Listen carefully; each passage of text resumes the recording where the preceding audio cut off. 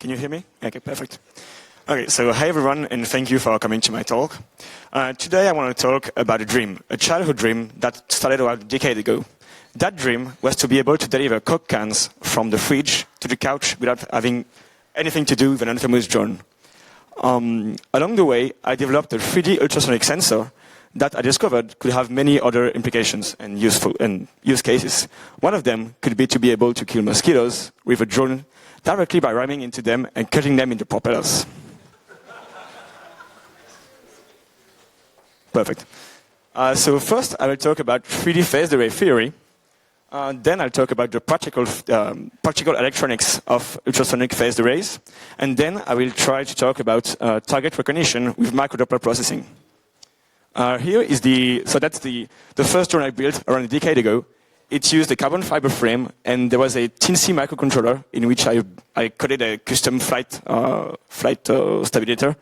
controller. It worked quite well, which wasn't expected, but it worked quite well, and that's when I had the idea to try to do ultrasonics. Okay, how to deliver Coke while avoiding obstacles. So when you want to do autonomous control and try to avoid obstacles, you need a precise 3D maps of your surroundings. At that time, we were a decade ago, there didn't exist many solutions to that, and especially on my high school budget. There existed stereo cameras, there existed some simultaneous localization and mapping algorithms, but they were all clunky, expensive, and heavy. What existed was some ultrasonic sensors that were both cheap and lightweight, but they had one major flaw.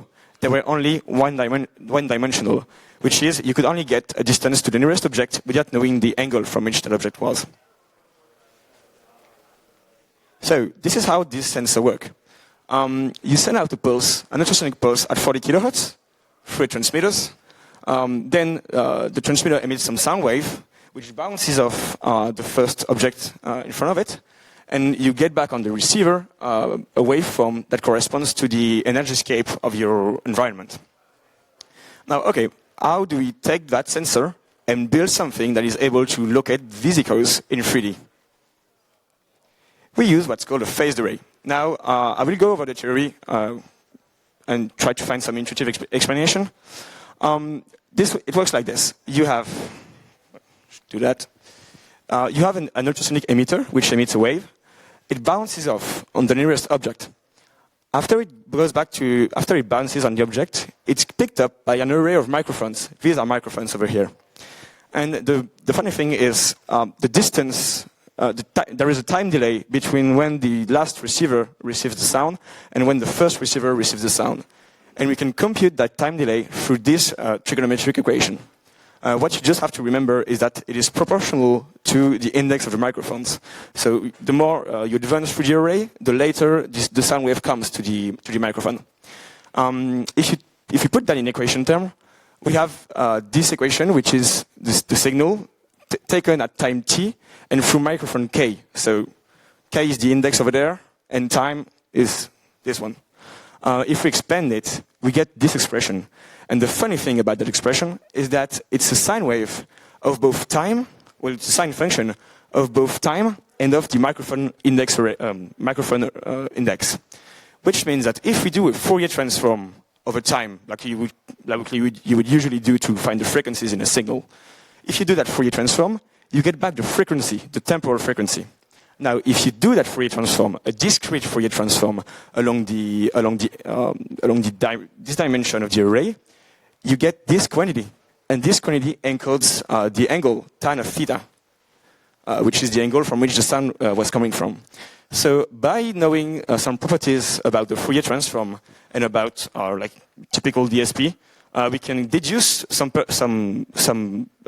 knowledge about the performance of our array. The first one is the maximum resolution we can get from our array. We usually know that the frequency resolution of a discrete Fourier transform is inversely proportional to the length of the time of the length of the signal that is recorded. Well, in the same way, the resolution we have on the estimation of our angle, so the minimum angle at which we need, the minimum angle we need between two targets to be able to discern them as separate, comes from the same equations, and it tells us in the end that the larger the array, the better the resolution, the higher the frequency, the higher the resolution, and that's directly a transposition of diffraction. So you can, in a way, view diffraction that uses the same equations as a Fourier transform. It's a spatial Fourier transform. Okay, just one slide and we'll finish with the theory again. So another thing we know about signal processing is the Nyquist theorem, which states that you have to sample your points closely enough to be able to reconstruct a signal. We have the same problem over here. If our microphones are too far apart, we have an ambiguity into where the sound was coming from initially. In equation term, from the Nyquist theorem, we know that the max frequency we can reconstruct from our sampling is half of the sampling frequency. Well, in the same way, we need to have an inter-element spacing that is at most 4.25 millimeters at 40 kilohertz. That's half of the wavelength.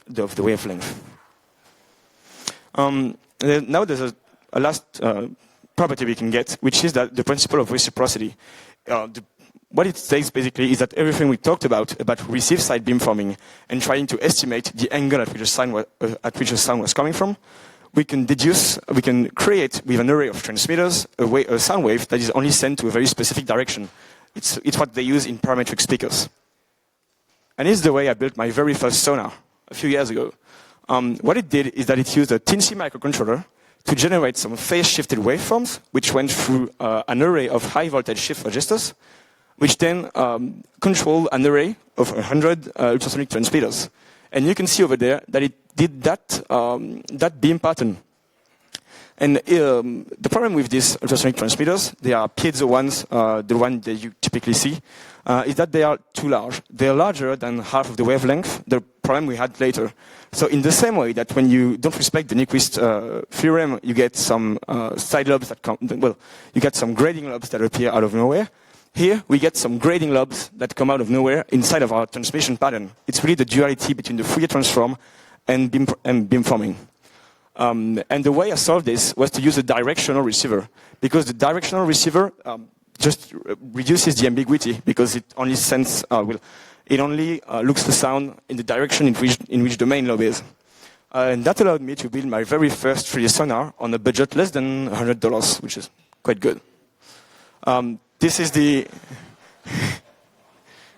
laugh now.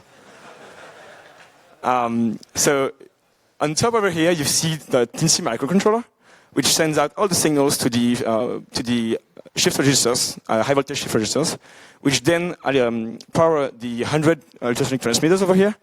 The sound comes back, and is picked up by the microphone over here, which sends it back to a PC. The funny thing about these boards is that at that time, I didn't know that VRs or decoupling capacitors existed. So there weren't any in the design, so if you have any doubt about starting a project without knowing all the pre-requirements, just start. Because that's what the result is for that sensor. Here is the scene that I was able to scan. So in the front, you see the sensor.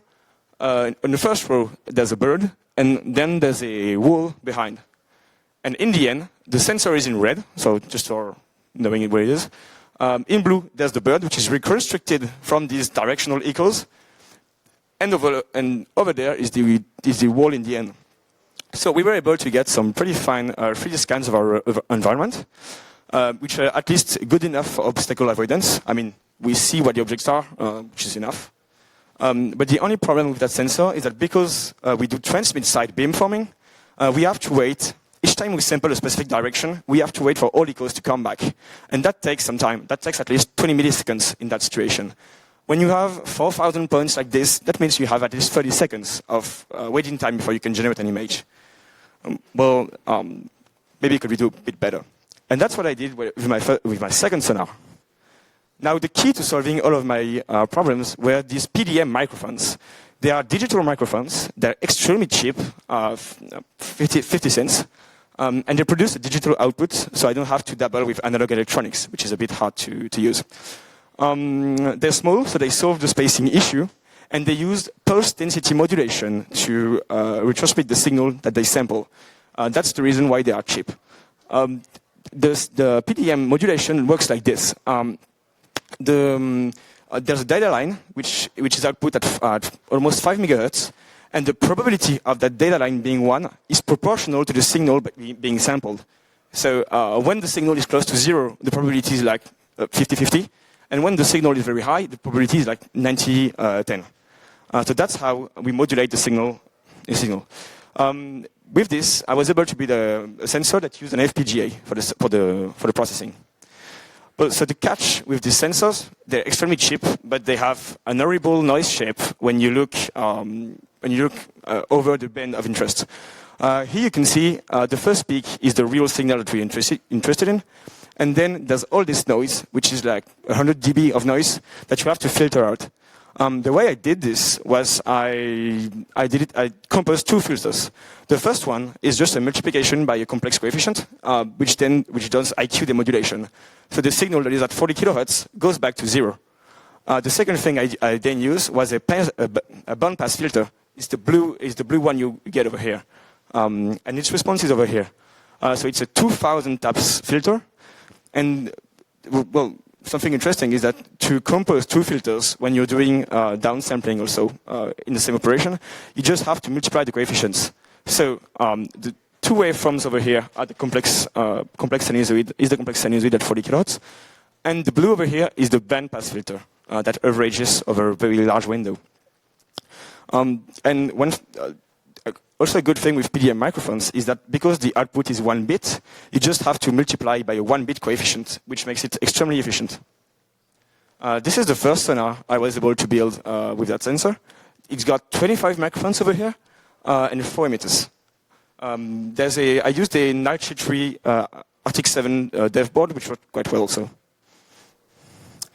Now, what happens if we max out all the design parameters? How many microphones can we plug into an FPGA? So I took an Arctic 7 100T FPGA, which was still quite cheap on GLC, something around $30. I plugged it with an FT601 USB bridge, which helps me to get back the data to a PC. And I was able to put 380 microphones on this thing. It's 10 centimeters by 14. In the end, I got some very good performance. I had a frame rate of 50 frames per second, a max range of 8 meters, and an 180 degrees by 180 degrees field of view. To compare a bit, it's much better than what you get from a typical time-of-flight camera or stereo camera, and in a comparable package. So, in terms of electronics, it works like this. You have the array of microphones over there, which send all signals back to the FPGA in the middle, which then, with the impedance match lines, goes back to the USB chip, which sends out the data to a PC. On the front side, we see all the lines, which were all traced by hand, no other, go back to the FPGA, where you see the decoupling capacitors. Now, here's a small video about it, of the sensor working. There's one thing I'd like to show you that I find really interesting, which is that at the bottom of the scene, there is a table, and 2 ultrasonic waves, a table or a flat surface, acts like a mirror. So every hand movement I will do will be deduplicated at the bottom. Shit. Yeah, great.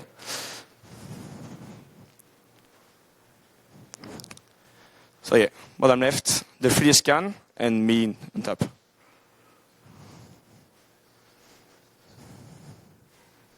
comes after.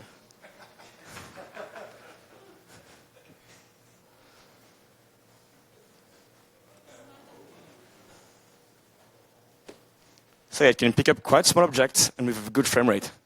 The color code is when it's yellow, it's far, and when it's purple, it's close. So we can see objects closing on us. Of course, it works in the complete dark, directly in the, yep. And you should just imagine yourself being a quadcopter. When it's white, you know you can go in front, and when there's a big object in front of you, you know you have to avoid it.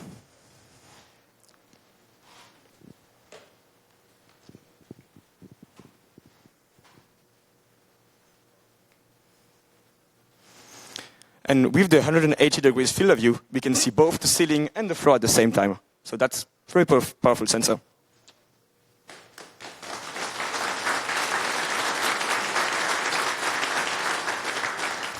Thank you. But now, delivering Coke cans is quite fun, but it's not the end of the world. And I think we should maybe do something more ambitious for the world and more impactful.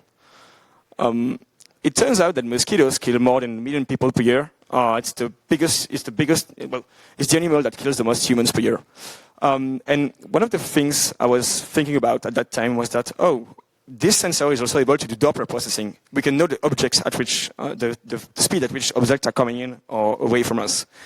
And at that specific time, I went for an article on jet engine modulation, which is the act of being able to recognize a target from its radar echo just by looking at the way the Doppler frequency oscillates with, for instance, the oscillation of a propeller.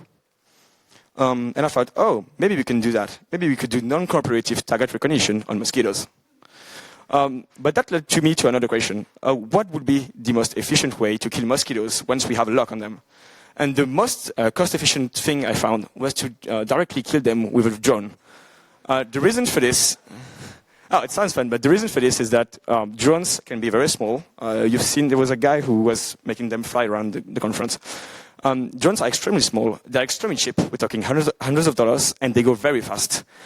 When they go very fast, they can cover a lot of volume in a very limited amount of time. So that means that the cost to clear a specific zone with a drone is extremely small and is much lower than what insecticide would be.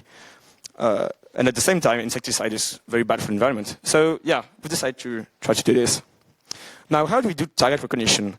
The way we do target recognition is by inspiring ourselves from bats. Bats, at least the ones that hunt mosquitoes, use what's called a CF pulse, constant frequency pulse. They send a very long pulse, which can be 100 milliseconds long, but at a very specific and locked frequency. And after that, they listen at the echoes and try to find some Doppler modulation. Doppler modulation is quite simple.